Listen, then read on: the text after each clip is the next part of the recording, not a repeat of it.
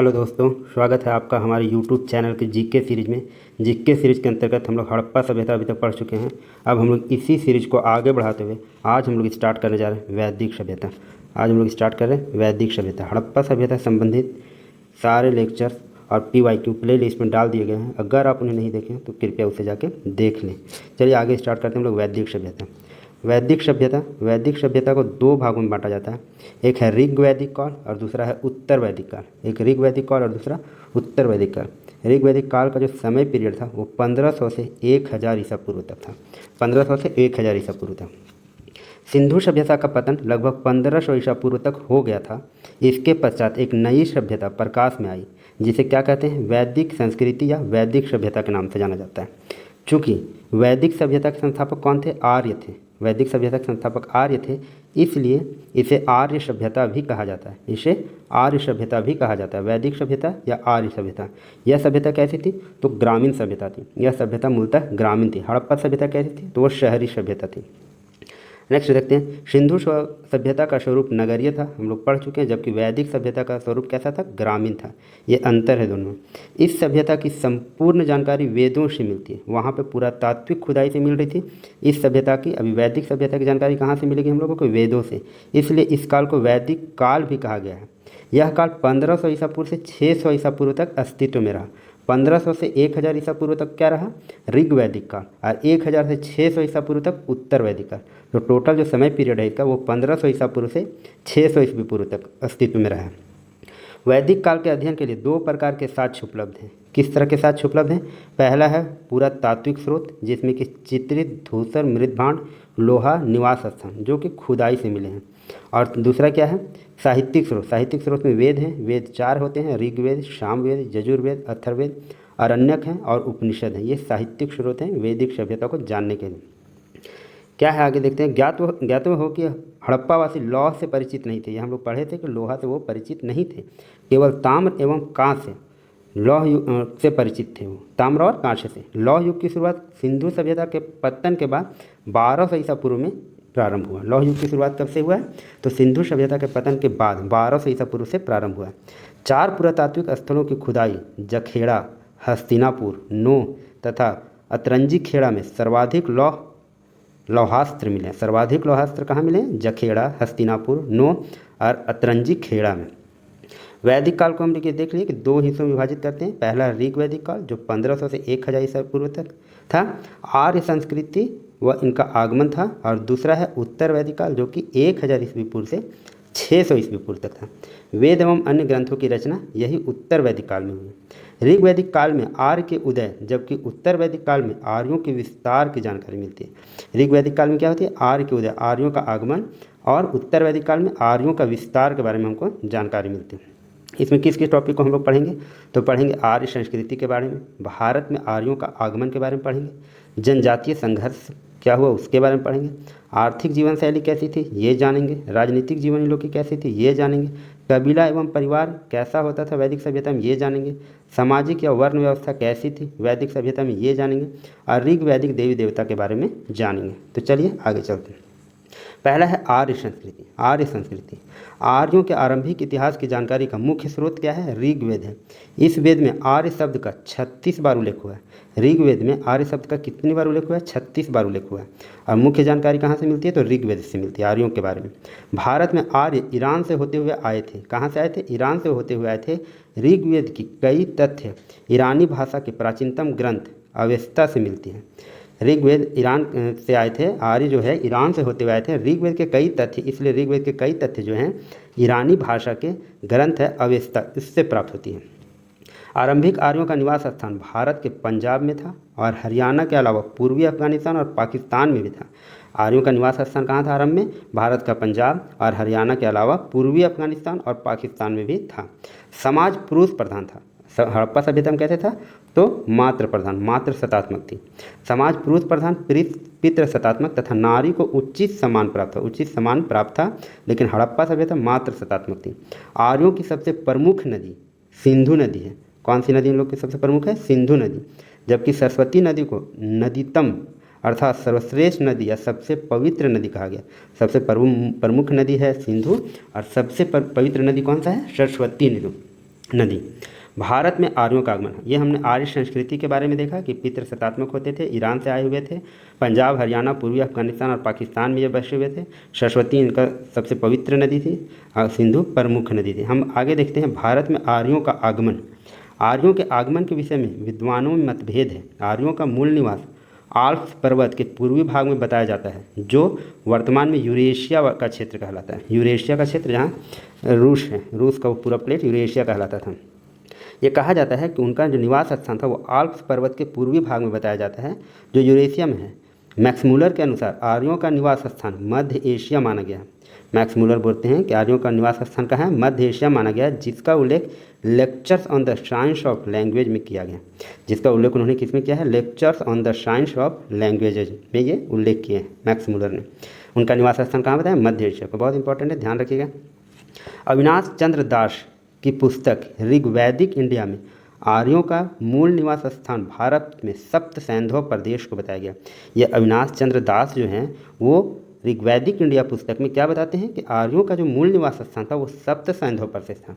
अब सप्त सैंधव प्रदेश में कौन कौन सा क्षेत्र आते थे, तो सैंधव प्रदेश में सिंधु, सरस्वती, झेलम, चिनाब, रावी, ब्यास व सतलज नदियों का क्षेत्र, ये सारे क्षेत्र ये मानते हैं अविनाश चंद्र दास, जो ऋग्वैदिक इंडिया में लिखे हैं कि उनका निवास स्थान सप्त सैंधव प्रदेश था और मैक्स मूलर के अनुसार मध्य एशिया था। स्वामी दयानंद सरस्वती की पुस्तक सत्यार्थ प्रकाश, ये बुक का नाम ही बहुत बार पूछा गया एग्जाम में। सत्यार्थ प्रकाश के लेखक कौन है, स्वामी दयानंद सरस्वती की पुस्तक सत्यार्थ प्रकाश एवं इंडियन हिस्टोरिकल ट्रेडिशन आर्यों के बारे में उल्लेख किया गया, जिसमें तिब्बत को आर्यों का मूल निवास स्थान माना गया। स्वामी दयानंद सरस्वती के अनुसार इनका मूल निवास स्थान कहाँ है, तिब्बत। स्वामी दयानंद सरस्वती के अनुसार, अविनाश चंद्र के अनुसार सप्त सैंधव प्रदेश, मैक्स मूलर के अनुसार मध्य एशिया और स्वामी दयानंद सरस्वती के अनुसार इनका क्षेत्र माना गया है तिब्बत। बाल गंगाधर तिलक ने उत्तरी ध्रुव को, बाल गंगाधर तिलक भी अपने बोले हैं कि उत्तरी ध्रुव को आर्यों का मूल निवास स्थान माना है, जिसका वर्णन इनकी पुस्तक the Arctic home of the Aryans, ये ध्यान रखिएगा, बाल गंगाधर की पुस्तक the Arctic home of the Aryans में मिलता है, जिसमें आर्यों का आगमन तिथि 6000 ईसा पूर्व निर्धारित की गई। आर्यों का आगमन तिथि ये क्या निर्धारित करते हैं, 6000 ईसा पूर्व। बहुत इंपॉर्टेंट है, ध्यान रखेंगे।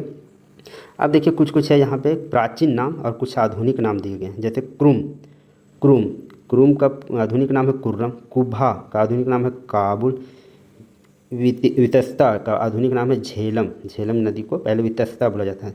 जिसे अभी चिनाब नदी बोल रहे हैं उसे पहले अश्किनी कहा जाता था। जिसे रावी बोल रहे हैं उसे पुरुषनी कहा जाता था। जिसे सतलज बोल रहे हैं उसे शद्री कहा जाता था। जिसे व्यास बोल रहे हैं उसे विपाशा कहा जाता था, विपाशा। जिसे गंडक बोल रहे हैं उसे पहले सदनीरा कहा जाता था। जिसे घग्घर बोल रहे हैं उसे पहले द्वस्तती कहा जाता था। जिसे गोमल बोल रहे हैं उसे पहले गोमती कहा जाता था। जिसे स्वात बोल रहे हैं उसे पहले सुवस्तु कहा जाता था, और जिसे आधुनिक नाम इंडस है उसका प्राचीन नाम सिंधु। विभिन्न मत देखते हैं अलग अलग विद्वानों का। डॉक्टर राजबली पांडे के अनुसार भारत में मध्य देश, ये मध्य देश से ही आए थे, इनका कहना है राजबली पांडे का। आर्य कहाँ से आए थे? एल डी कल्ला का कहना है कि कश्मीर अथवा हिमालय प्रदेश से आए थे। श्री डी एस त्रिवेदी जी कहते हैं कि मुल्तान प्रदेश में देविका नदी के आसपास का क्षेत्र में ये रहते थे। जी रोड के अनुसार ये बैक्टीरिया अफगानिस्तान से आए थे। पी गाइड्स के अनुसार यूरोप में डेन्यूब नदी घाटी व हंगरी का क्षेत्र मानते हैं आर्यों का। पेनका के अनुसार ये जर्मनी मानते हैं क्षेत्र, और एडवर्ड मेयर और ओल्डनवर्ग कीथ कहाँ मानते हैं? पमीर क्षेत्र, मध्य एशिया क्षेत्र मानते हैं। नेहरिंग व गार्डन चार्ड कहाँ मानते हैं? तो दक्षिण रूस मानते हैं। ये विभिन्न विद्वान अपना मत दिए हैं कि आर्य जो आए ये विभिन्न प्रदेशों से है, क्योंकि विवाद हमेशा रहता है।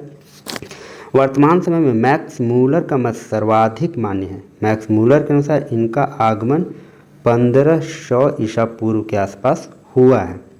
जनजातीय संघर्ष, अब हम लोग नेक्स्ट देखते हैं। आर्यों का आगमन देख लिया, आर्य की संस्कृति देख लिया, अब जनजातीय संघर्ष देखते हैं।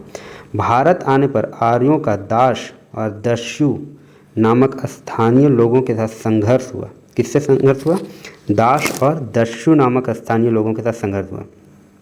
ऋग वेद में इनमें से दस्यु होगा, दस्यु हत्या का उल्लेख बार बार मिलता है। ये क्या हुआ? जब भारत आर्य आए तो उनको दास और दस्यु नामक स्थानीय लोगों के साथ संघर्ष हुआ था, जिसमें दस्यु की हत्या का उल्लेख ऋग्वेद में बहुत बार मिला।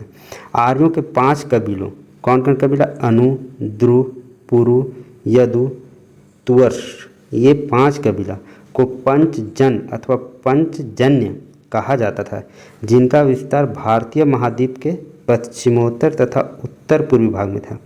ये जो 5 कबीले थे जिसे पंचजन या पंचजन्य कहा जाता था, इनका विस्तार कहाँ था? भारतीय महाद्वीप के पश्चिमोत्तर तथा उत्तर पूर्वी भाग में। भारत क्रीव एवं त्रिस्तु आर्यों के शासक वंश थे। भरत क्रीव एवं त्रिस्तु आर्यों के क्या थे? शासक वंश का नाम था भरत क्रीव एवं त्रिस्तु, तथा इनके पुरोहित वशिष्ठ थे। पुरोहित कौन से? वशिष्ठ। ये शासक थे भरत क्रीव और त्रिस्तु। भरत कुल के नाम से ही इस देश का नाम भारतवर्ष पड़ा। देखिए ये बहुत इंपॉर्टेंट है।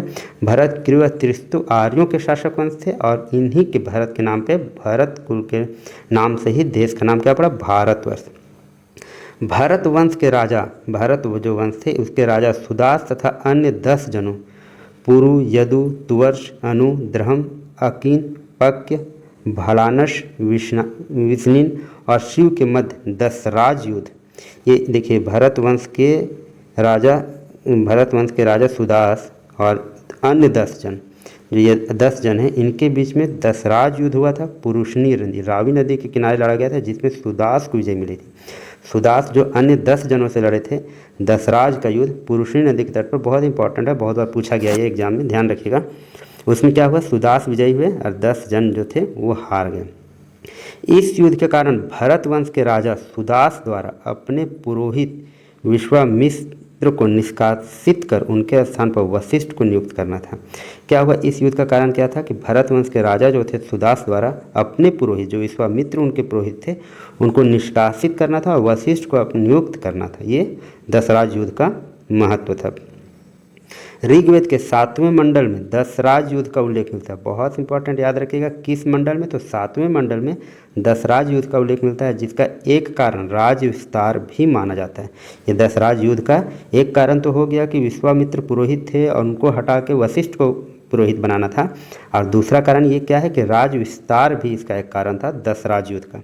उत्तर वैदिक काल में पराजित राजा पुरु और भरत के बीच मैत्री संबंध स्थापित होने से एक नवीन कुरु वंश की स्थापना हुई। देखिए पुरु का जिक्र आया है, देखिए 10 जनों जो था वहाँ पे पुरु का था, तो ये ऋग्वैदिक काल के बारे में पढ़ रहे हैं। उत्तर वैदिक काल में क्या हुआ? जो पराजित राजा पुरु था दशराज युद्ध में और भरत के बीच मैत्री संबंध स्थापित होने से एक नवीन वंश स्थापना हुआ, जिसको हम क्या बोलते हैं? कुरु वंश।